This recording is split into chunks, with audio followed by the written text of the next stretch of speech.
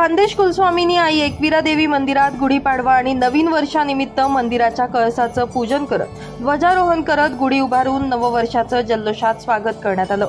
यावेळी विविध कार्यक्रमांचं आयोजन देखील मंदिर ट्रस्टच्या वतीनं करण्यात आलं होतं। यावेळी मंदिराच्या गाभाऱ्यात गुढी उभारून साखरेचे हार कंगन चढवून गाभारा सजवण्यात आला होता।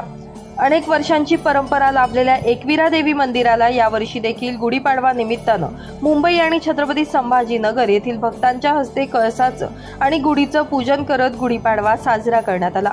मराठी नवीन वर्षाचा पहिलाच दिवस असल्यानं भाविकांनी एकविरा देवी मंदिरात दर्शनासाठी मोठ्या प्रमाणात गर्दी केली होती।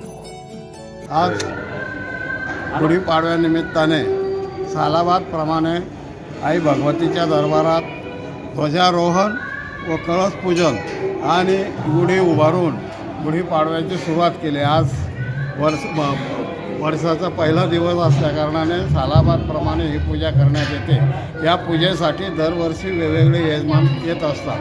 तर आज मुंबई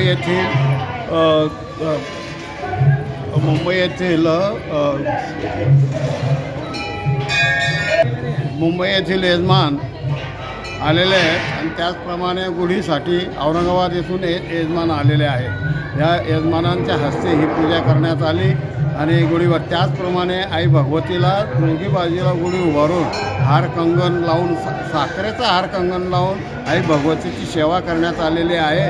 सेवेचं काम पुजारी चंद्रशेखर गुरव यांनी केलेलं आहे आणि या निमित्ताने आणि नववर्षाच्या निमित्ताने गुढीपाडवा निमित्ताने सर्व भाविक भक्तांना धुळे महानगरातील नागरिकांना शुभेच्छा। धन्यवाद।